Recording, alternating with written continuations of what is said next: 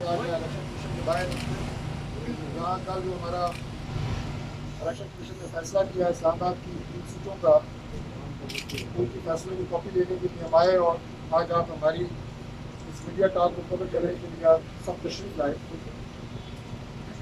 आज सबसे पहले तो मैं आपको इस्लामाबाद में कौमी असम्बली की 3 हल्के हैं, NA-46, NA-47 और NA-48, इनके हवाले से पिछले 3 दिनों में जो कंट्रोवर्सी क्रिएट की गई हमारी मुखालिफ सियासी जमात की तरफ से, उसके हवाले से कुछ तफसीलात मैं आपके ज़रिए पूरी कौम के सामने रखना चाहूँगा। क्योंकि 19 फरवरी को हमारे इन तीनों हल्कों के नोटिफिकेशन इस्लामाबाद हाई कोर्ट के डबल बेंच ने सस्पेंड कर दिए, मुअत्तल कर दिए। इस पे जो प्रोपेगेंडा क्रिएट किया गया पूरे मुल्क में पाकिस्तान तहरीक इंसाफ की तरफ से, वो ये था कि इन हल्कों में कोई बेज़ाब्ती हुई है और वो बेज़ाब्ती हाई कोर्ट ने ट्रेस की, जिसकी बुनियाद पर यह नोटिफिकेशन मुअत्तल हुए। तो मैं आज वो तमाम तफसीलात आप मीडिया के सामने रखना चाहता हूँ कि किस बुनियाद पे, किस झूठ और फ्रॉड पे तहरीक इंसाफ के उम्मीदवारों ने ये नोटिफिकेशन मुअत्तल करवाए, और जब सच हाई कोर्ट के सामने आया, इलेक्शन कमीशन के सामने आया, तो कल अल्हम्दुलिल्लाह ये नोटिफिकेशन दोबारा बहाल कर दिए। इसकी तफसीलात कुछ यूँ है कि 19 तारीख को तीनों हमारे मुखालिफ उम्मीदवार NA-46, 47 और 48 जो इलेक्शन हार चुके हैं, वो हाई कोर्ट में पेश होते हैं और उनकी रिट पिटीशन के ऊपर एतराज़ लगता है। और वो एतराज़ क्या है कि इस्लामाबाद में election tribunal election commission of Pakistan कायम कर चुका है, लिहाजा इलेक्शन के मुतालिक कोई भी शिकायत इलेक्शन ट्राइब्यूनल सुनेगा और हाई कोर्ट वो शिकायत सुनने की मजाज नहीं है। मैं चूँकि कानूनी नुक्ता है तो मुख्तसर तौर पर मैं इसकी तफसीलात भी आपके सामने रखना चाहूँगा कि जो ट्राइब्यूनल्स होते हैं ये पाकिस्तान में हर इलेक्शन के बाद इलेक्शन कमीशन ऑफ पाकिस्तान मुकर्रर करते हैं। इलेक्शन ट्राइब्यूनल आमतौर पे हाई कोर्ट के जजेस पे मुश्तमिल होता है। इस्लामाबाद का इलेक्शन ट्राइब्यूनल भी हाई कोर्ट के एक ऑनरेबल जज साहब की सरबराही में 17 तारीख को उसका नोटिफिकेशन होता है, जो ये नोटिफिकेशन मेरे सामने आपको मैं दिखा रहा हूँ।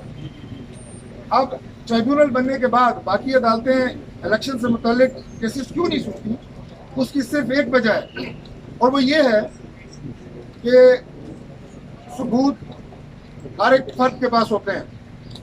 फॉर्म 45 की बात हुई, मैं दिखाऊंगा आज फॉर्म 45 हम भी लेके आए हैं। अब दूसरे उम्मीदवार के पास भी फॉर्म 45 है, मेरे पास भी है।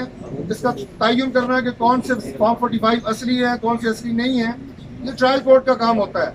वहाँ पे शातें रिकॉर्ड की जाती हैं, एविडेंस होता है, और हाई कोर्ट ट्रायल कोर्ट नहीं होती, एविडेंस रिकॉर्ड नहीं करती। इसलिए इलेक्शन कमीशन भी ट्रायल कोर्ट नहीं होता, एविडेंस रिकॉर्ड नहीं करता, इसलिए इलेक्शन ट्राइब्यूनल मुकर्रर किए जाते हैं। और ये तमाम फैसले जो आप ये कहें कि मुकदमात होते हैं, शिकायत होती हैं इलेक्शन की, वो ट्राइब्यूनल्स में जाते हैं।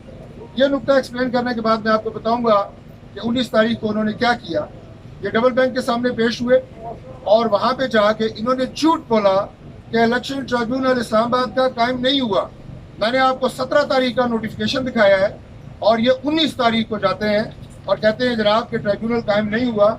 और जज साहब अपने इस फैसले में 19 तारीख को लिखते हैं, जज साहब को भी मैं उनकी तारीफ करूंगा इस्लामाबाद हाई कोर्ट की, उन्होंने अपना फैसला शुरू यहाँ से किया कि चूँकि इन्होंने हमें बताया है कि ट्राइब्यूनल कायम नहीं हुआ, इसलिए हम ये मुकदमा सुन रहे हैं। वो फरमाते हैं कि office has raised an objection to the effect that the instant intra court appeal is not maintainable since the tribunal to hear the election dispute for Islamabad territory has already been constituted. ये एतराज़ लगाया गया, लेकिन इन्होंने जो कहा कि tribunal नहीं बना, तो जज साहब ने आगे लिखा since the learned counsel from the ECP who is in attendance of the court cell court call submits that a notification in this regard is yet to be issued by the ECP।